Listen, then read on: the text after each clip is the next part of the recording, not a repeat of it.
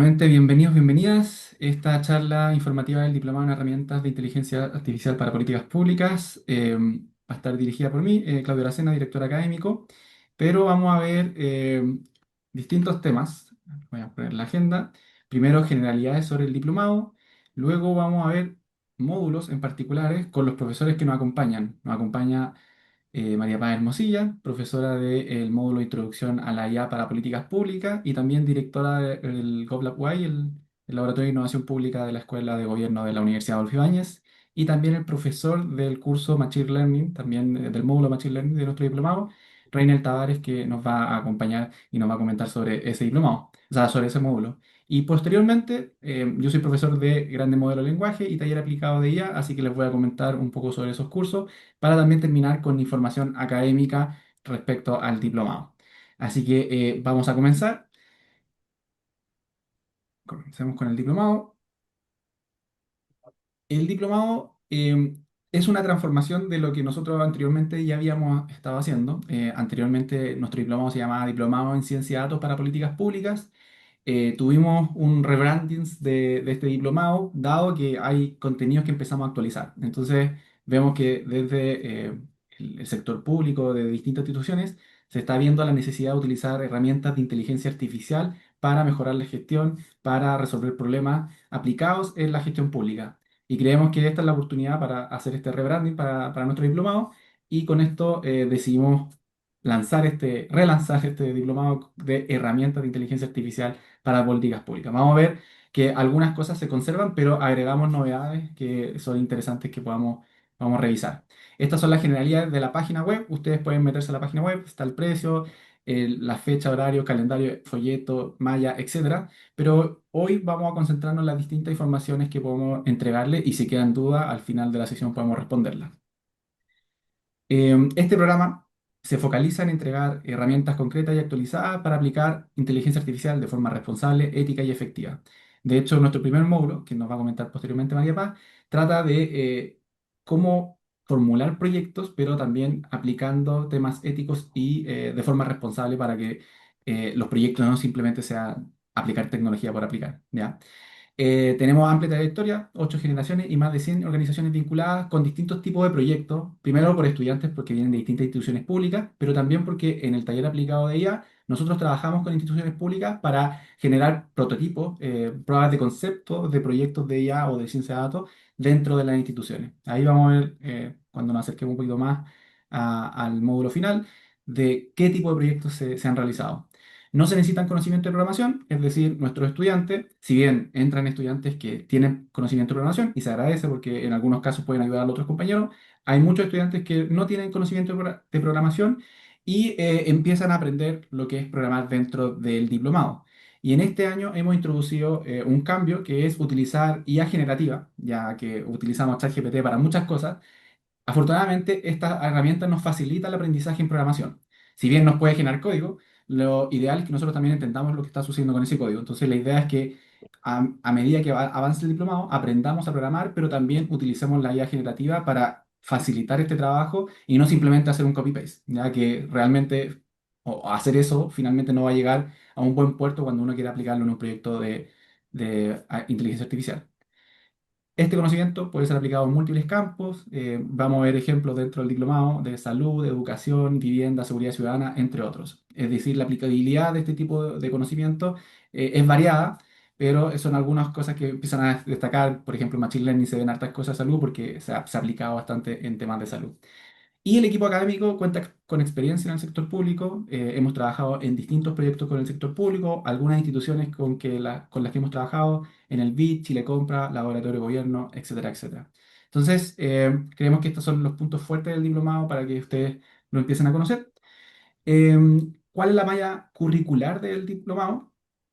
¿Cuáles son los cursos core, por así decirlo? Tenemos estos 6 que están acá abajo, que son módulos, pero antes de estos módulos están los cursos de introducción. Primero, curso de introducción a R para análisis de datos, que es un curso online donde uno va a su propio tiempo pasando distintas actividades que me enseñan a utilizar el lenguaje R en distintos contextos, pero para llegar al análisis de datos, ya que es lo principal dentro de nuestro diplomado. Este curso parte antes, o sea, es decir, uno se matricula, después tiene un periodo de procesar el acceso a los cursos, pero uno puede empezar a tomarlo antes del diplomado para que cuando uno ya llegue al diplomado pueda tener el curso aprobado. Si es que uno se inscribe más tarde, también lo puede hacer en paralelo, pero es requisito que esté completado antes del módulo 2, que es el primer módulo técnico, ¿ya? Es requisito para que uno pueda, de alguna forma, a enfrentarse a los módulos técnicos del diplomado. Y también hay una nivelación estadística que es voluntaria. El curso de introducción a R para análisis de datos es obligatorio, todos los deben completar, sabiendo programar o no. Y el de nivelación estadística es voluntario, dado que hay gente que ya tiene algún background en estadística, entonces no es necesario tomarlo, pero las personas que no, pueden tomarlo para refrescar memoria o realmente conocerlo, ¿no? Las partes de estadística que uno va a ver en el diplomado.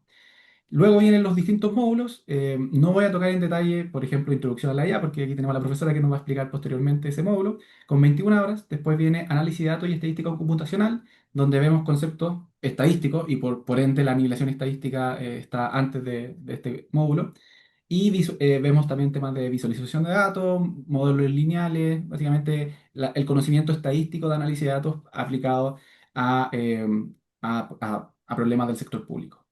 Posteriormente viene el módulo de Machine Learning. También voy a saltar esta parte porque tenemos al profesor Reinel Tavares que nos va a explicar este módulo.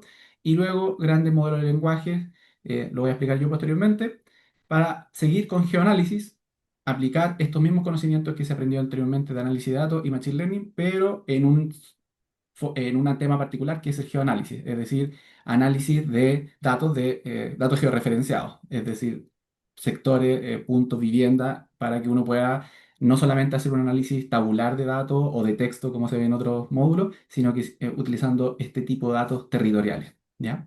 Y finalmente se termina con el taller aplicado de IA, que lo voy a explicar posteriormente. Nuestro equipo académico ya consolidado en el sentido de que ya llevamos varios años juntos haciendo este diplomado, desde el 2022, 21-22, estamos todos los mismos profesores haciendo el diplomado. Está Denis Berroeta, magíster en inteligencia artificial y coordinador de investigación del Centro de Inteligencia Territorial de la UAI, que en este caso hace el curso de geoanálisis. Su experiencia, obviamente, en territorio es bastante amplia, por eso hace ese curso. Está Reinel Tavares, PhD o doctor en Ingeniería de Informática y es director alterno del proyecto Algoritmos Éticos del GovLab UAI. María Paz Hermosilla, magíster en Administración Pública y directora del GovLab UAI.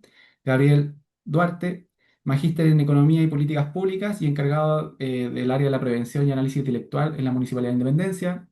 Y Claudio Lacena, doctor que les habla, doctor en Sistemas de Ingeniería e investigador asociado del GovLab UAI y también ahora académico de la Escuela de Gobierno de la universidad. Ahora vamos a ir viendo los módulos donde están los profesores, así que le voy a dar el paso y la bienvenida también a María Paz Mosilla, que nos va a explicar sobre su módulo, sobre lo que se toca en ese tema, y posteriormente pasamos al profesor Reinald Tavares, ¿ya? Así que los dejo con María Paz. María Paz, si nos puedes hablar ahí para dar la bienvenida. Sí, hola, gracias Claudio. ¿Tú puedes avanzar las láminas? Sí, yo puedo avanzar la Ya, lámina. súper, gracias. Bueno, este módulo parte, si vamos a la siguiente, parte entregando los conceptos fundamentales de la inteligencia artificial. Entonces, eh, ahora especialmente esto es bien importante porque hay como una gran confusión, ¿no es cierto?, de que se cree que la IA generativa es la IA. Y mucha gente como que estaba pensando eso. ¿Por qué? Porque, bueno, la IA generativa se ha vuelto tan popular, ¿no es cierto? Pero la IA es bastante más amplia que la IA generativa. Entonces, ustedes van a poder entender muy bien, ¿no es cierto?, qué es la IA. Nosotros utilizamos la definición de la OCDE, y en el fondo la IA generativa, qué rol cumple dentro de eso, como una de las técnicas dentro de la inteligencia artificial. Entonces yo creo que eso es bien importante y cada uno de nosotros que somos como evangelizadores de este tema tenemos que poder explicar esto a personas que saben menos que nosotros. Después vamos a ver las aplicaciones de ella en políticas públicas. Ahí les voy a explicar con más detalle, pero es muy importante entender para qué sirve, ¿no es cierto? Para qué sirve, para qué no sirve. Y eso es muy importante nosotros desde el GovLab de la Escuela de Gobierno. creemos que hay que, o sea, promovemos un uso responsable de datos y a veces los problemas se pueden resolver, por decirlo así, contando palitos, ¿no es cierto? O a veces ni siquiera con datos, sino haciendo otras cosas, rediseñando un servicio completo, ¿no es cierto? Quizás el análisis de datos va a cumplir un rol, entender un problema, pero puede ser que la solución de un problema ni siquiera sea los datos, la IA. Entonces, es bien importante también no tratar de, como dicen, matar a una hormiga con un bulldozer, sino que realmente los recursos públicos usarlos en lo que sea proporcional y lo que valga la pena, ¿ya? Entonces ahora les voy a explicar un poco eso. Vamos a ver también la metodología de formulación de proyectos de inteligencia artificial, que es una metodología de larga data que usamos en GovLab y es muy útil para tomar cualquier problema público y ver si puedo usar IA o ciencia de datos para resolverlo. Vamos a hablar de los riesgos éticos de la IA, eso es bien importante, le dedicamos un par de clases, eh, y también herramientas para la gestión ética de la IA. Tenemos en las evaluaciones en este módulo son bien interesantes en el sentido de que son de inmediato tomar un problema que a uno le interesa y formularlo, tratar de llevarlo a un proyecto. ¿Ya? Este puede ser un problema de su organismo público, que es genial, pero también puede ser quizá un problema que a usted le interese como ciudadano. ¿Ya? Quizás hay algún problema en el lugar donde ustedes viven, que con datos abiertos algo se podría hacer. Entonces, puede ser ustedes como ciudadano o ustedes como funcionario, pero algún problema de interés público. ¿Ya? Entonces, la primera evaluación es formular el proyecto y la segunda, y ya o sea, una primera parte del proyecto y después ya entregar un proyecto completo, incluyendo su evaluación de riesgos éticos. Entonces, eso es bien importante, esta metodología que ustedes aprenden la pueden después volver a aplicar. Vamos a la siguiente lámina. Bueno, este tema de las aplicaciones de, a ver, todo este conocimiento que ustedes van a adquirir se basa en un conocimiento práctico que nosotros hemos, teórico y práctico que hemos implementado en lo que se llama la plataforma Algoritmos Públicos. ¿Cuántos de acá conocen la plataforma, habían escuchado de ella, han entrado? Es algoritmospúblicos.cl. No sé si pueden hacer como una interacción o algo los que la conozcan. Pueden, no la conozco, ya, perfecto. Bueno, hoy día al menos ya la van a conocer, vamos a tener más visitas hoy día en la página. La plataforma de algoritmos públicos es un lugar donde ustedes encuentran, por un lado, un repositorio de algoritmos que es como un observatorio de cómo el Estado está automatizando decisiones usando algoritmos e inteligencia artificial. Ya hay 118 sistemas de distintos organismos públicos. Entonces, por ejemplo, si ustedes son de educación, ustedes pueden filtrar por educación y van a ver que hay un montón de sistemas, o si ustedes son de un municipio, en el buscador ponen la palabra municipalidad y le aparecen 14 sistemas distintos, o si ustedes trabajan fiscalizando, ustedes pueden poner fiscalización y le van a aparecer, por ejemplo, 17 sistemas diferentes, ¿ya? Entonces, en la parte de la izquierda de esa lámina tenemos las aplicaciones, ¿ya? Entonces, nosotros vamos en nuestra clase, vamos a hablar de ejemplos de aplicación, por supuesto del extranjero, pero no solo del extranjero, sino también de nuestro país. Eh, y son, en ese sentido, estamos muy actualizados de lo que está ocurriendo en el país. Vamos a ver ejemplos de IA generativa, ejemplos de IA tradicional, visión por computador, etcétera, distintas aplicaciones, distintos ámbitos de la política pública. ¿Ya? Y vamos a utilizar el repositorio en ese sentido. Y también el repositorio tiene, la siguiente lámina, Claudio. Entonces, solo para mostrarle un poquito, ahí hay tres ejemplos de algoritmos que están en el repositorio. Eh, los dos primeros han sido colaborando con el GovLab, han aplicado herramientas de herramientas, digamos, para hacer un uso de IA responsable, herramientas de algoritmos éticos en su sistema, y por eso si se fijan arriba dice aplicó herramientas éticas. Tenemos tanto, por ejemplo, el IPS con un modelo que predice que no va a cobrar una pensión garantizada universal, o el Ministerio de Salud con un sistema que detecta una enfermedad que le pasa a las personas diabéticas cuando que les genera ceguera, que se llama la retinopatía diabética. Entonces, por ejemplo, ahí hay sistemas que vamos a conversar. También un sistema, puse ahí un ejemplo de IA generativa, que es el proyecto Caminar de la Cámara de Diputados y Diputadas, que por ejemplo ayuda a transcribir las sesiones y saltarse todo ese trabajo que antes se hacía escuchando los audios y que ahora solamente se revisa. Entonces, eso, por ejemplo, es de gran ayuda. Y ustedes ahora, si quedaron curiosos, métanse por tipo de gasto y pueden mirar su sector, qué es lo que se está haciendo. ¿Ya? Volvemos atrás, Claudio, uno para atrás. Y el repositorio tiene las herramientas de algoritmo ético, que son una construcción de 5 años, una alianza público-privada. Hemos trabajado con Gobierno Digital, MinCiencia, Chile Compra, Consejo para la Transparencia, IPS, Suceso y muchos más para generar guías, metodologías y herramientas de código abierto que los van a ayudar a ustedes a, de hecho, llevar a la práctica los principios éticos. Entonces, eso también es algo único. Nosotros estamos enseñando cosas que hemos desarrollado a partir de experiencias reales de colaboración con el sector público en proyectos reales. No les enseñamos solamente a partir de papers académicos, que por supuesto utilizamos, pero no solo a partir de papers académicos, ¿ya? Que eso es una gran diferencia, creo yo, diferenciador de nuestro programa. Nosotros estamos permanentemente trabajando con los organismos públicos. Reinel es, yo soy directora de esta plataforma y Reinel, por ejemplo, es el director alterno o subdirector de todo el proyecto de la parte ética.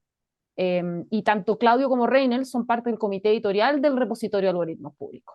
Así que ustedes van a beneficiarse, ¿no es cierto?, de esta visión, tanto académica, por ejemplo, como Claudio y Reinel, que tienen sus doctorados, que investigan, publican, como también de la experiencia práctica que ellos tienen. Sigamos a la subsiguiente lámina, por favor.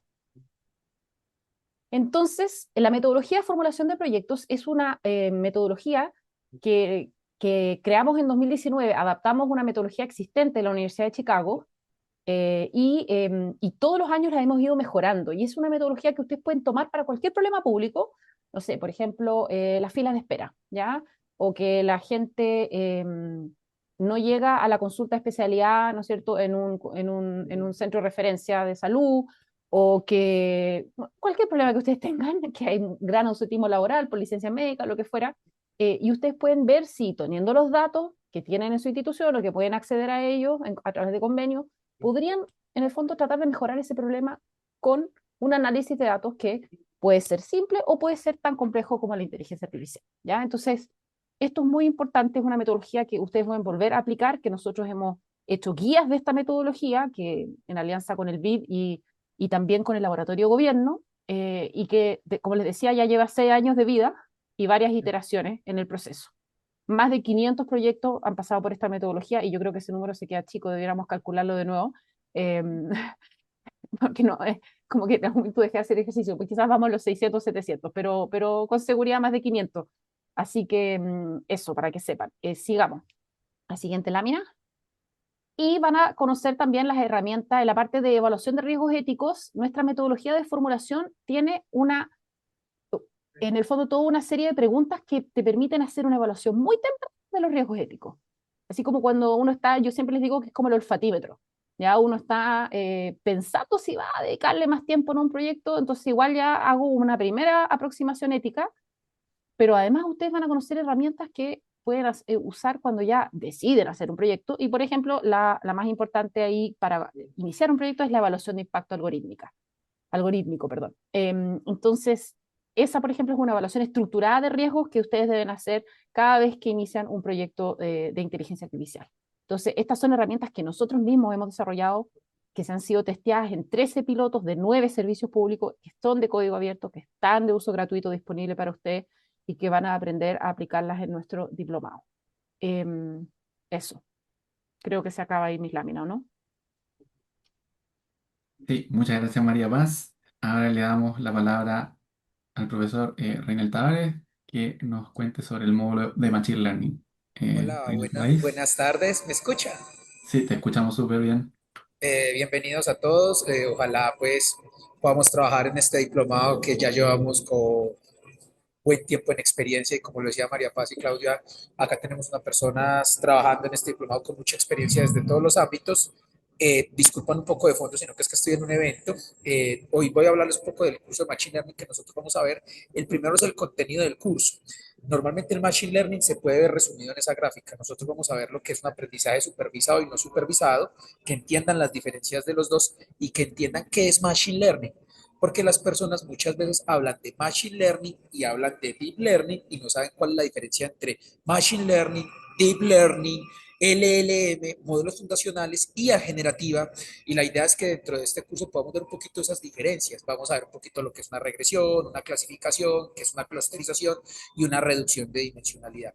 Esto se resume en aprender patrones. O sea, hay patrones muy complejos y otros más fáciles. Con la matemática, llamémosla tradicional, uno aprende patrones relativamente no tan complejos. El Machine Learning me permite aprender unos patrones muchos más complejos, como para resumirlo, y lo podemos ver en la gráfica. Siguiente, Claudio, por favor. Eh, Vamos a entender cuál es el cóctel que uno requiere para la inteligencia artificial o el machine learning como tal. Nosotros necesitamos realmente la importancia de los datos, porque siempre hablamos de datos, pero también la importancia de los algoritmos, que yo digo que estas dos siempre han estado, o digamos la data pues se digitalizó digamos después del 2000, los algoritmos están casi desde los 50, 60 o 70, pero el que hizo el boom de la inteligencia artificial y algo que a veces en el curso tocamos es el poder computacional. Sin él no podríamos hacer machine learning, mucho menos deep learning y ni pensar IA generativa. El boom de la IA generativa es el poder computacional. Gracias a ese poder computacional, obviamente los otros dos son importantes, nosotros podemos hacer todo esto que hoy en día queremos enseñarles en el diplomado y los términos que hoy en día utilizamos, que a veces no sabemos las definiciones de cada uno a nivel profundo. ¿Qué es IA generativa? Como le dijo María Paz, que todo el mundo piensa que es IA generativa, que a veces no sabemos qué es Machine Learning, no sabemos qué es Deep Learning, y pues eso es como el target de nuestro curso. Siguiente, por favor, Claudio. Obviamente, la IA generativa, como lo habíamos hablado, ¿por qué es importante? Porque, por ejemplo, ChatGPT, que es una de las aplicaciones o uno de, digamos, de las funciones de la IA generativa, que la salida ya es probabilística, ha logrado una cantidad de usuario en 2 meses, por ejemplo, en el 2022, que no había logrado ninguna de las aplicaciones emblemas que nosotros conocemos a nivel digital, como un Instagram, WhatsApp. Y digamos en el 2025, ChatGPT disparó la cantidad de usuarios, desbordando a todas las demás aplicaciones que hoy en día nosotros conocemos con alto impacto. Entonces, obviamente, esto es un área de conocimiento de alto interés y de mucho potencial para explotar. Continuemos, Claudio, por favor. Obviamente, todo lo que es Machine Learning que nosotros vamos a ver en nuestro primer curso, al final, si el tiempo, digamos, nos apremia y todo está, digamos, bien coordinado, damos un poco la introducción a lo que es el Deep Learning, que realmente el Deep Learning se centra más en trabajar en redes neuronales. Y a partir de ese perfeccionamiento de las redes neuronales, y unas tuercas adicionales, nosotros empezamos con lo que es IA generativa y modelos fundacionales, que realmente las salidas probabilísticas ya son modelos realmente grandes. En nuestro curso inicialmente trabajaremos con los modelos de Machine Learning, que son modelos un poco más pequeños, que se adaptan más a la medida, y luego hablaremos de modelos mucho más grandes de forma introductoria.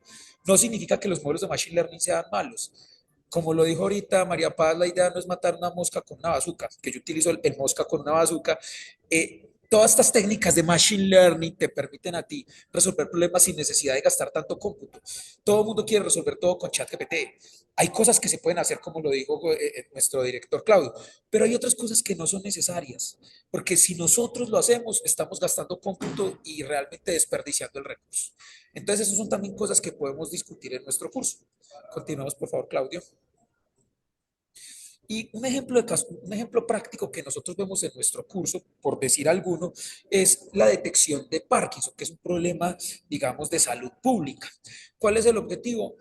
Digamos que los neurocirujanos lo que hacen es llegar, si ustedes miran ahí en la figura del centro, donde se llama STN, se llama núcleo subtalámico, si lo ven en la figura de arriba en el cerebro. Los cirujanos no tienen forma de llegar a esa parte del cerebro para controlar el Parkinson solo a nivel experimental. O sea, abren la cabeza, meten como una especie de aguja y la idea es llegar a esa región para electroestimulación profunda para tratar de mitigar un poco los problemas que tenemos con el Parkinson o digamos las características que tiene el Parkinson. Lo que nosotros hacemos con Machine Learning es a partir de unas señales que ya el experto sabe que él mide y sus comportamientos, nosotros podemos entrenar un modelo de Machine Learning para que nos prediga en qué momento el cirujano está en el núcleo subtalámico, que es esa región muy pequeñita en el cerebro, para hacer una electroestimulación eficiente, porque si estimulamos otra región del cerebro, podemos generar un daño en vez de un beneficio. Entonces, en el dibujo del centro, en el dibujo del cerebro, podemos ver la región que es compleja de detectar, de hecho es una región pequeña, ¿Para qué? Para electroestimulación del Parkinson, que normalmente se hace a ensayo y error midiendo las variables que aparecen en la gráfica de abajo. Nosotros con un modelo de Machine Learning podemos decir cuáles son las características que más aportan al modelo. Es decir, yo te puedo decir, ya llegaste al núcleo subtalámico y las características en las que yo me centré son average nonlinear energy o curve length o cualquier otra.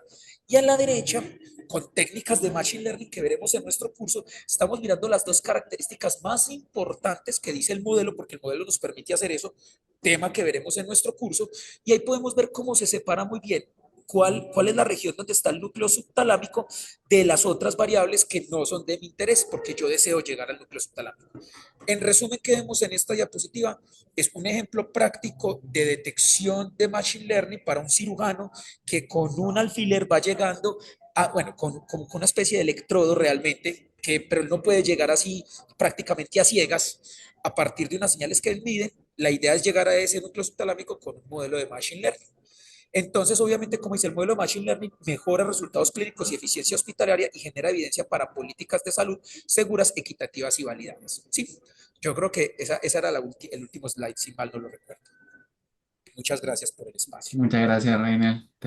Buen ejemplo con respecto a cómo el Machine Learning puede ser utilizado en ayuda, en este caso, clínico. Por mi Gracias. parte, este módulo de grandes modelos de lenguaje es un módulo que está estrenando en este diplomado. Anteriormente estaba el módulo de text mining.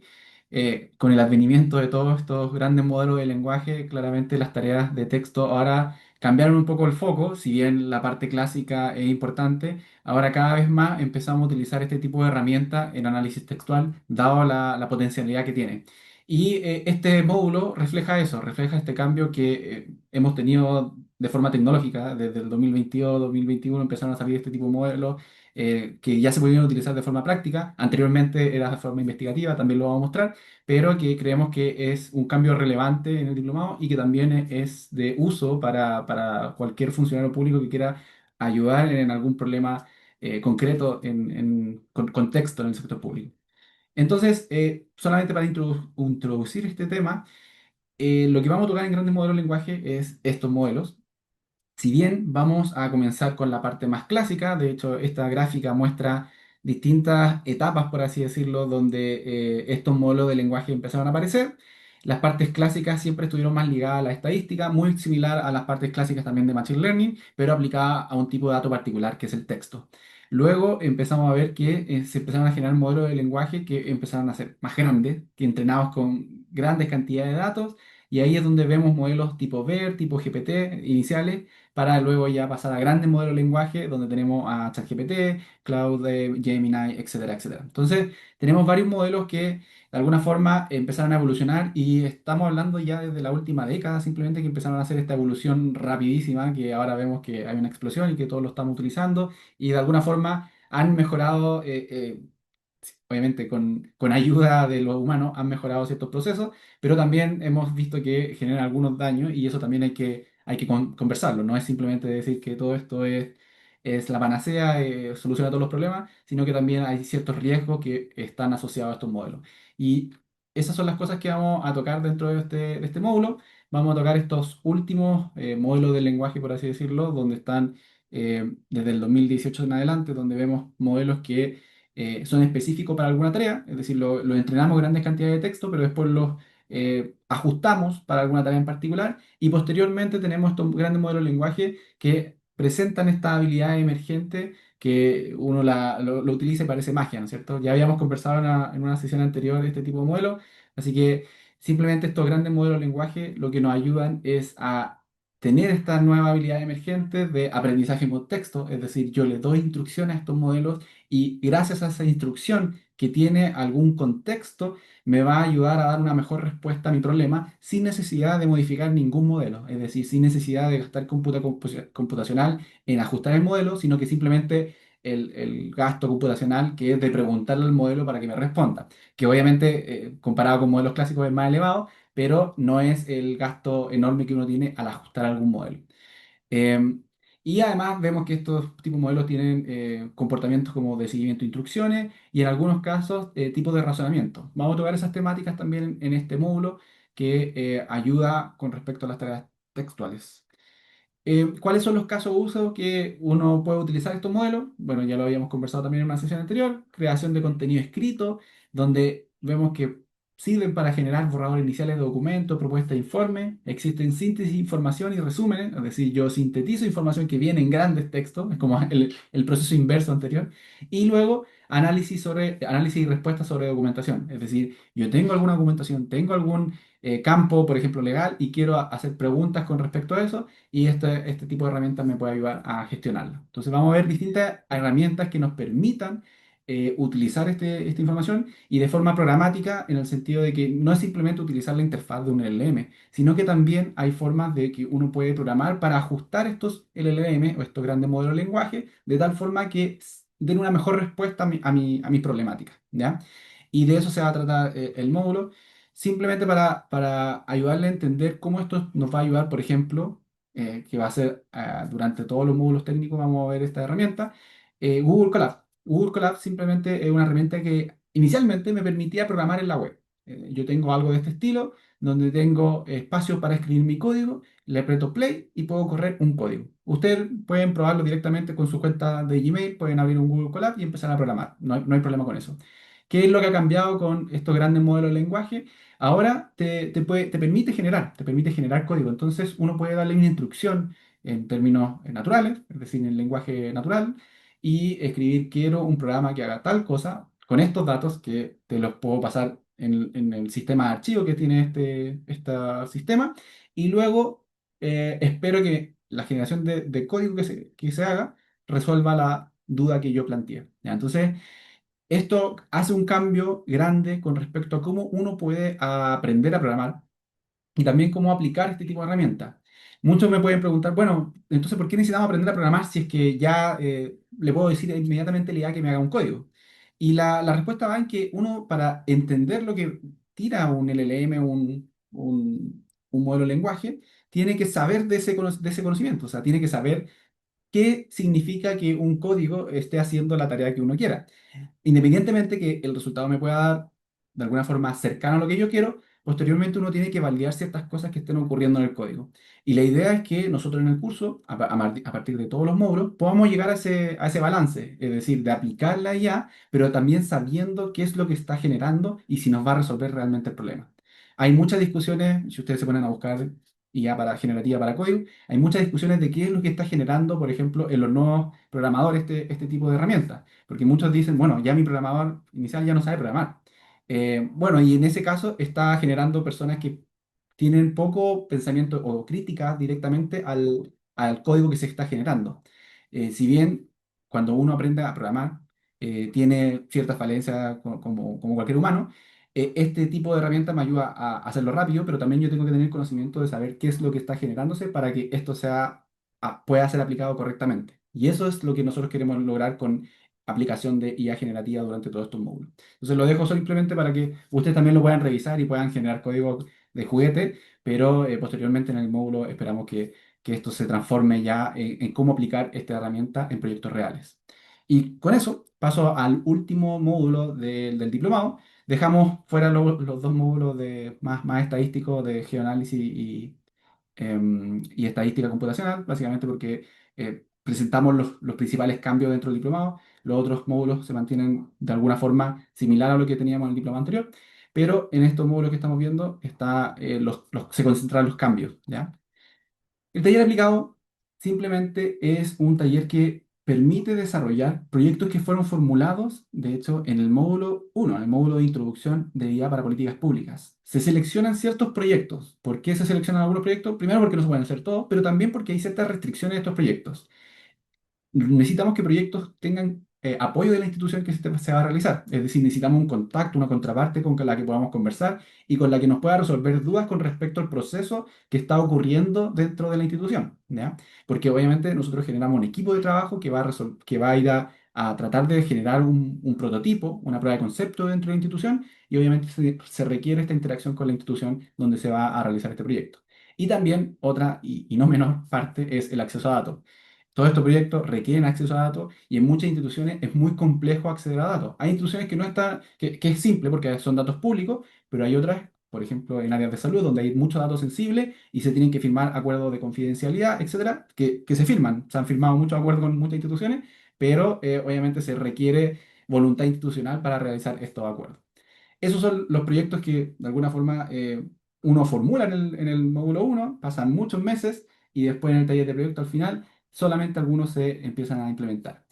¿Qué es lo que está dentro del taller? Simplemente es el trabajo, es decir, el trabajo del equipo de generar estos prototipos para las instituciones. Entonces tenemos la introducción al taller, presentación de estado de avance y presentación final.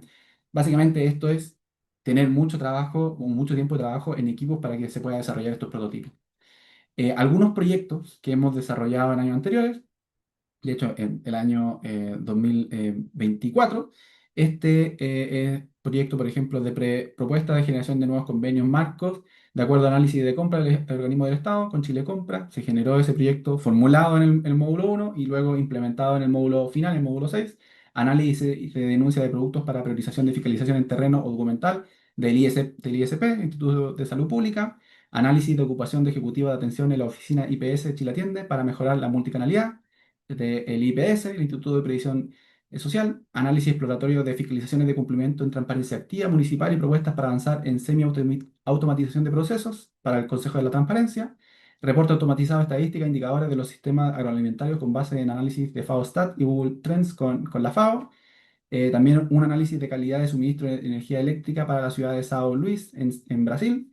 Justo de esta institución Polis, tuvimos una estudiante brasileña que era perteneciente a esta institución y realizó su proyecto, lo formuló y era un proyecto muy bueno. Entonces, mucha gente que trabajaba con temas de geoanálisis participó en este proyecto.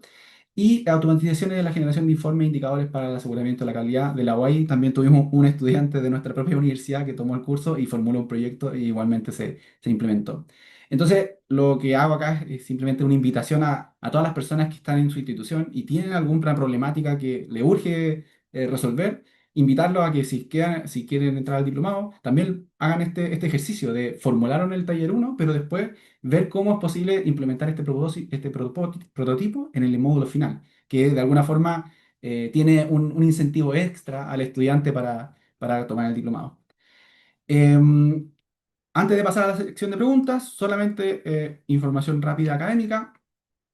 Tenemos parte administrativa, tenemos la coordinadora Habitas al Día que está acompañándonos en la sala. Entonces, si hay duda académica, también pueden conversarlo con ella. En la parte de preguntas lo podemos conversar. Mi persona, que es Claudio Aracena, que es director académico. Las clases son vía Zoom. Cada profesor publica su link en webcursos. Tenemos una plataforma webcursos donde se sube todo el material, todas las grabaciones y los links, obviamente, de las reuniones. Ah, una persona pudo rayar. Gracias, Marcos, por rayar la pantalla. Eh, las clases son de las 6:30 a las 21:50 y sábado de 9 a 12:20. Se tiene una semana libre al mes. Básicamente se deja espacios libres para que no sean todas las clases todas las semanas. Y también dentro de las clases tenemos 3 bloques y 2 pausas de 10 minutos. Estos son los bloques. Y antes de terminar, está el calendario, donde vemos que la bienvenida del curso del diplomado es el 28 de abril y luego en mayo en adelante empiezan los distintos módulos. Módulo 1 mayo, desde junio hasta agosto el módulo 2 y 3, después septiembre módulo 4, octubre módulo 5 y finalmente noviembre y diciembre el módulo final de implementación de proyectos. Ahora sí, vamos a abrir la palabra para preguntas que tenga la audiencia.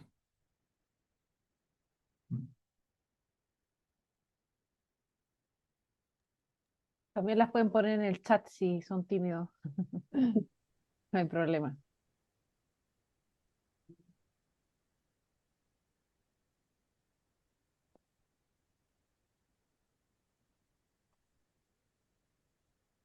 Eh, bueno, buenas tardes. Acá María Campos de la Superintendencia de Servicios Sanitarios. Consulta. Los requisitos de aprobación, me refiero a asistencia, calificaciones y todo del diplomado. Perdón, Mari, te escuché un poco cortado. Los requisitos de La calificación. aprobación de esta, por ejemplo, porcentaje de asistencia, no sé qué consideraciones tiene considerada la aprobación del diplomado. Sí, el diplomado tiene un requisito de asistencia del 75% a las clases y estas clases se miden por bloque de clases, ¿ya? Entonces, simplemente nosotros contamos cada uno de los bloques, son 3 bloques por cada clase y tiene que ser por el total del diplomado y ese tiene que ser el 75% de asistencia, ¿ya? Entonces, el otro, creo que alrededor de 9 clases es como lo que se puede faltar para 9 clases totales, contando los 3 módulos, para que uno pueda tener el requisito aprobado, ¿ya? Pero como son por bloques, por ejemplo, pueden haber 2 bloques que se atiende una clase y otro bloque que no. O sea, se hace por bloque por eso mismo, porque a veces uno no es que pueda faltar toda la clase, sino que a veces cierto horario le complica, entonces ese bloque queda ausente, pero el otro bloque que puede quedar presente. ¿Ya? Y también requisitos de nota. Cada módulo, por separado, tiene que tener nota de aprobación con un 4. Pero en general, ese no es el problema que se ve en el diplomado por el tema de la nota. El problema principal es la dedicación de tiempo que uno tiene que tener para cada uno de los módulos técnicos.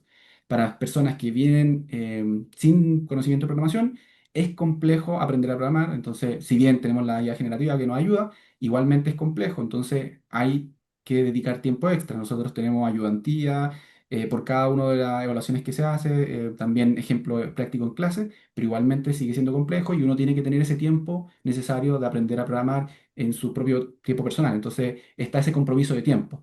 Generalmente los estudiantes que no siguen con el diplomado es básicamente por el tiempo y no por la nota o por la asistencia. Obviamente hay casos y casos por asistencia de otros, pero es el tiempo el mayor, yo diría, la mayor restricción a la hora de tomar este diplomado por la capacidad, por la carga técnica de aprender un lenguaje de programación en el caso que no tenga esa formación anterior.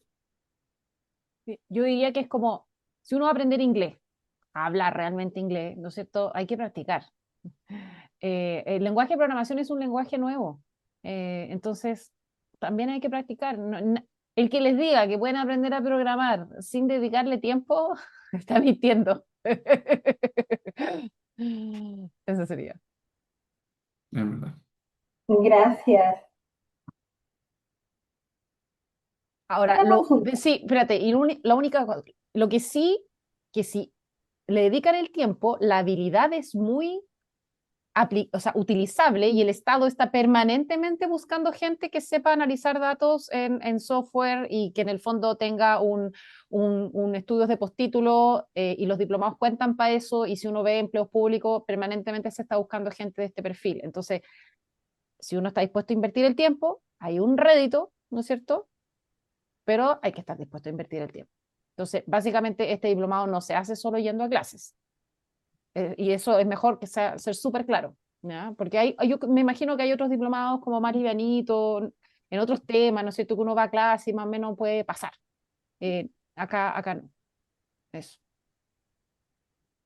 Con respecto a eso mismo, te quería consultar, ¿las clases van a quedar grabadas y disponibles en la plataforma como para repasar? Porque de repente tú estás en la clase, en el módulo, y después hoy vas a practicar y hoy se me olvidó o no noté. Igual vamos a poder acceder a la plataforma y volver a repasar la clase y la materia que esté disponible. Efectivamente, Mari, todas las clases quedan grabadas, todo el material se sube, todo el código de hecho, también tenemos ayudantía para cada evaluación que se haga, porque para cada módulo hay 2 evaluaciones. Desde el módulo en adelante del módulo 2 en adelante son técnicas, es decir, uno entrega un trabajo de programación individual y todas esas evaluaciones tienen una ayudantía previa para ayudar. Y todo eso material que se genera, tanto PPT, código, las clases mismas, la grabación de la clase, queda disponible en la plataforma de web curso. Entonces, uno por módulo va viendo todo el material que queda disponible. Y, por ejemplo, si uno quiere revisar el módulo anterior, también queda disponible dentro del diplomado el acceso a esos módulos. ¿Ya? Ahora, los videos de la clase misma duran un cierto tiempo en la plataforma, eso también es importante, no duran todo el diplomado. Eso efectivamente es verdad que el Zoom tiene una restricción de tiempo de 60 días para cada video. Entonces, por ejemplo, si uno va a revisar un video del módulo 1 en el módulo final, probablemente ese video ya no va a estar porque está por el tiempo que da Zoom de guardar videos online. ¿Ya? Entonces, esa es la restricción que tiene. Pero si uno revisa dentro del mismo módulo o del módulo siguiente, va a estar el video porque no, los módulos son menos de 30 días y pasar un módulo 60 días son como dos módulos. Entonces existe esa restricción temporal, pero uno puede verla directamente ese material. Eh, Oscar,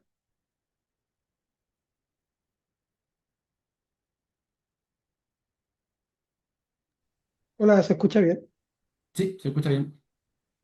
Mira, tengo una duda con respecto a la profundidad y al nivel de conocimiento como requisito para el diplomado, porque se está pensando en pasar Deep Learning. Me imagino que no lo van a pasar en R. ¿Lo van a pasar en algún otro lenguaje o lo van a pasar en R? Eh, Porque claro, como para terminar la idea nomás, eh, más allá del conocimiento básico de programación propiamente tal, quizá necesitemos, al tomar el diplomado, una buena base del lenguaje que se va a utilizar. Una persona que no sabe programar, se me imagina que es bastante denso. Obviamente la responsabilidad está en uno tomar el diplomado o no, pero, pero por los conceptos, digamos, lo hablo desde el punto de vista docente, yo soy docente estadístico. Entonces, en ese sentido, como que lo veo para mí quizás eh, a lo mejor un taller previo, no sé, algo que te ayude más allá del tiempo que dedicas cuando tú te inscribes, quizás.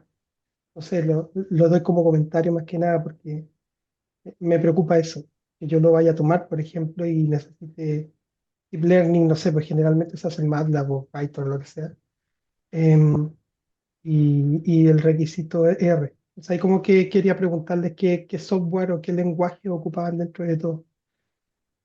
Sí, solamente antes de pasarle la palabra a Reiner, que te puede responder de mejor forma, pero con respecto al tema del lenguaje, son discusiones muy grandes dentro del equipo académico, porque sabemos bien que para algún tipo de problemáticas, como bien mencionas tú, Deep Learning y Machine Learning, en la industria computacional de software se prefiere Python hoy en día, ¿no es cierto? Pero también sabemos que dentro de los organismos del Estado, el lenguaje en muchas áreas que se utiliza es R. ¿Ya? Entonces está siempre esa disyuntiva entre qué es lo primario que uno debería enseñar y también la disyuntiva entre que enseñar dos lenguajes es más complejo aún, ¿no es cierto? Como que eso también es súper, de alguna forma, desafiante para cualquier estudiante si se quiere meter a recién a programar. ¿Ya? Entonces hay muchas variables que nosotros tomamos en consideración. Mm. En particular, R, y aquí después me puede complementar Reina, lo utilizamos también para Machine Learning. Entonces, ahora simplemente le doy la Ah, palabra ya, de perfecto. cómo lo utiliza para que de alguna forma podamos congeniar todas estas discusiones que el equipo académico tiene con respecto al Sí, lenguaje de programación. Sí, mi yo antes, pregunta iba por el deep learning más que nada. Ujú. pero antes de que Reina hable, yo solo quería mencionar este tema de que cada uno, a ver, nosotros cuando partimos el diplomado no teníamos un curso de nivelación de R, ¿ya? Entonces, lo que nos pasó los primeros 2 años era que teníamos 3 tercios de estudiantes, un tercio que era se peinaba, un tercio que estaba piola y un tercio que sufría, ¿ya? Entonces, después de 2 años del diplomado dijimos, no, tenemos que hacer un curso de nivelación, y esto generaba las diferencias entre los estudiantes, hacía como que alguno era, oye, de nuevo esta pregunta, no sé qué. Entonces, dijimos, aquí, como hay gente, como nuestros estudiantes en general no tuvieron programación en pregrado, ya ese es como, pero trabajan todos analizando datos y todos ya llegaron a su tope, por decirlo así, de Excel, ¿ya? Entonces, saben de que Ujú. hay que hacer el salto, hay que lanzarse al vacío, pero nosotros los tomamos, le ponemos ¿cómo se dice? El ¿El estoy paracaídas? pensando en el paracaídas y los ayudamos y los vamos navegando, ¿cachai? O sea, pero a lo que voy es que igual hay un salto de querer salir del Excel u otro software, digamos, Es más necesario. claro. Entonces, lo que nos pasó fue que dijimos, tenemos que hacer un curso asincrónico porque hay gente que necesita más ayuda. Entonces, el curso de R online, que ya lo hemos grabado 2 veces, o sea, se hizo una vez, después se actualizó 3 años después, eh, va precisamente a ese tercio de alumnos que le cuesta mucho más. Entonces, hay alumnos que tú que entran con un poco de R y el curso de R como que lo avanzan así mediano, otros que saben más R y literalmente así como que hacen las evaluaciones y pum, y otros que no sabían nada y van así y después ven los videos 4 veces, ¿te fijas? Pero eso es en su propio tiempo y a su propio ritmo, ¿ya? Este curso online de R. y que permanece abierto durante todo el diplomado. Entonces, cualquier cosa que uno tenga duda, ese curso sí, como es grabado asincrónico, 100% permanece abierto todo el diplomado.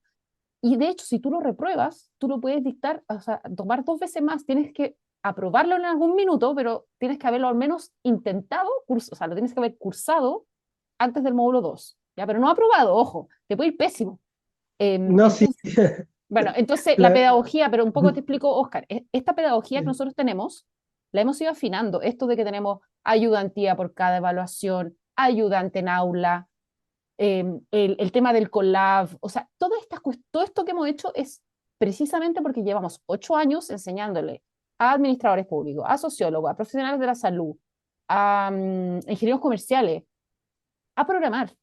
Y sabemos cómo hay que hacerlo. Entonces, mi punto es como que hemos ido afinando la pedagogía de esto, ¿ya?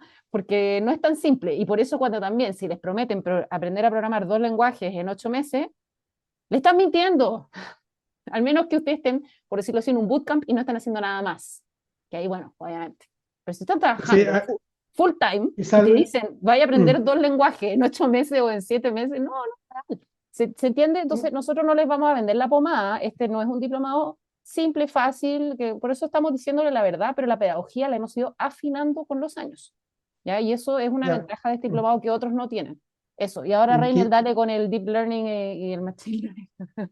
ya, le escribo por, por mensaje. No, pero No, de no, Reiner, muy pragmático, Oscar. El curso de Machine Learning y la introducción de Deep Learning, todo es en R. No te preocupes, no cambiamos de lenguaje y todo será en R hasta el momento. Listo. Entonces, obviamente podemos hacer importación de herramientas y todo funciona hasta el momento sin problema.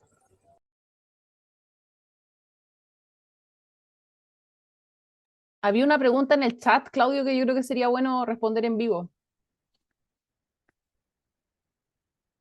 No sé si todos la leyeron. Ah, sí, buena pregunta. ¿Existe una red de alumni que potencie la colaboración entre profesionales del sector público? Sí, excelente pregunta porque nosotros dentro del GovLab tenemos la comunidad de innovación pública, como se llama, donde todos los ex estudiantes o todos los, de hecho, los estudiantes o ex estudiantes de algún curso, diplomado, de hecho, colaboración con el GovLab, son parte. Entonces, existen 2 jornadas de vinculación al año. Em, la del próximo año, Vita. Bueno, ya tenemos la lectura ahora. ¿Cuándo va a ser? Solamente para pasar el dato para los que alguna vez tomaron algún curso. El viernes 17 de octubre vamos a tener la segunda jornada de vinculación de estudiantes y ex estudiantes del GovLab. Pero a la generación del diplomado del próximo año, la idea es que participen desde la primera, que normalmente hacemos en el mes a principios de mayo, para que justamente comiencen ya integrándose a la comunidad de innovación.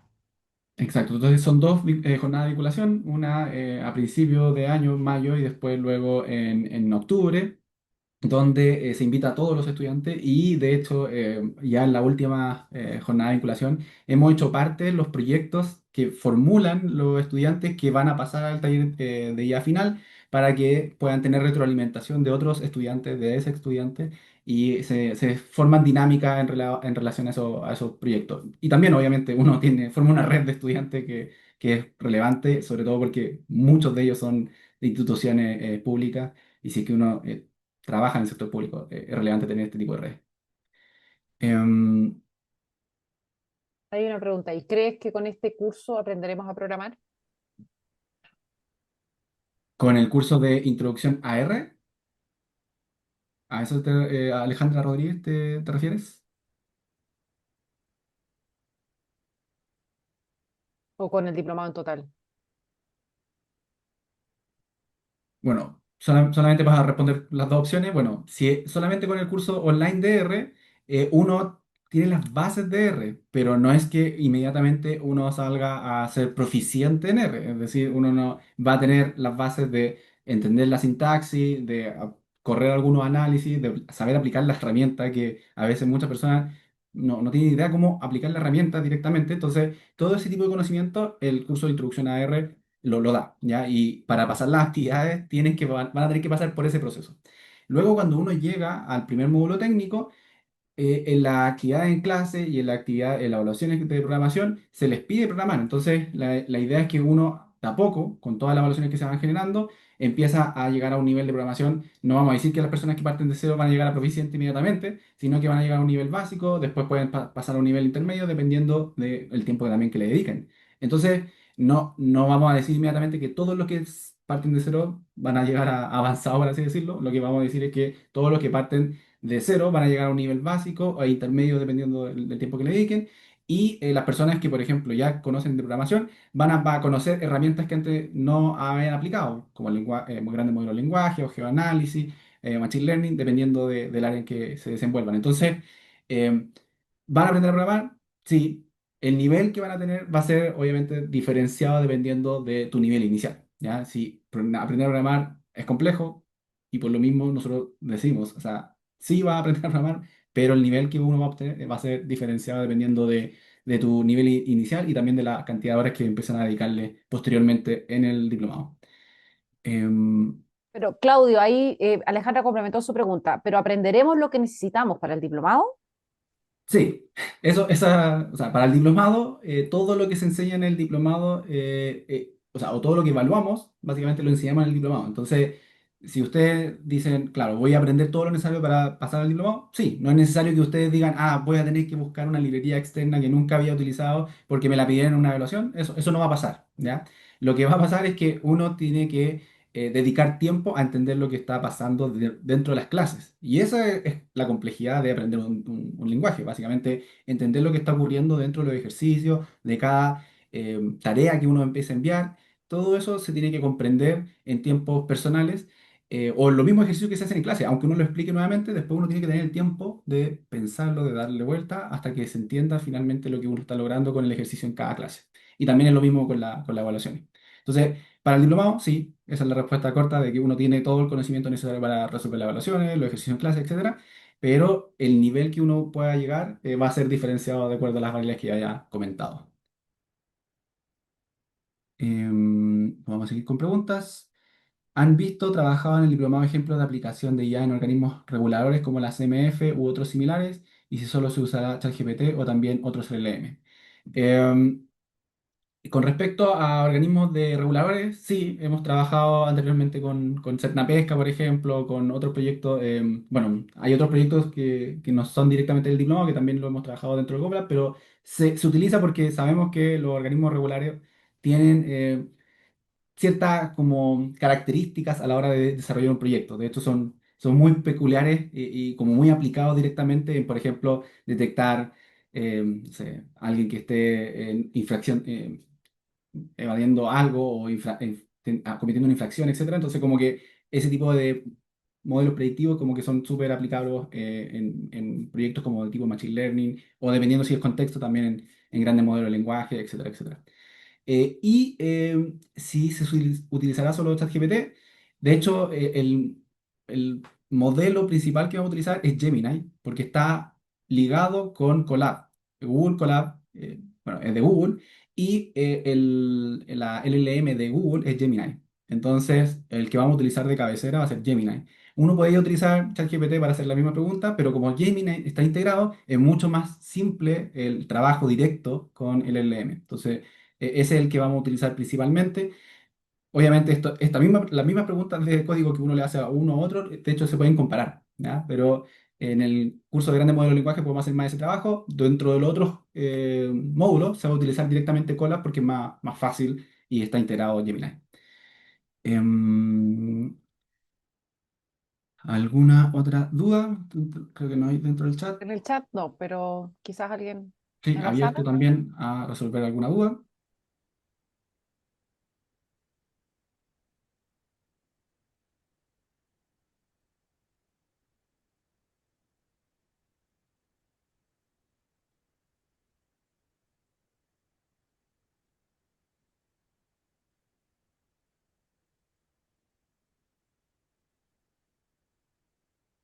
Perfecto, entonces muchas gracias por la asistencia y también por las preguntas que nos hicieron.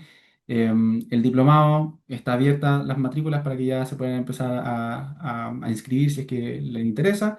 Y también siempre estamos disponibles para resolver dudas. Las grabaciones y la PPT se van a enviar y subir para que todos tengan acceso y puedan resolver dudas posteriormente también si les quedó alguna idea dando vuelta y la quieren revisar, ahí lo pueden revisar. Así que muchas gracias a todos y a todas por su asistencia y esperamos verlos primero en las entrevistas, porque primero hay un proceso de entrevista donde podemos conversar directamente sobre el diplomado.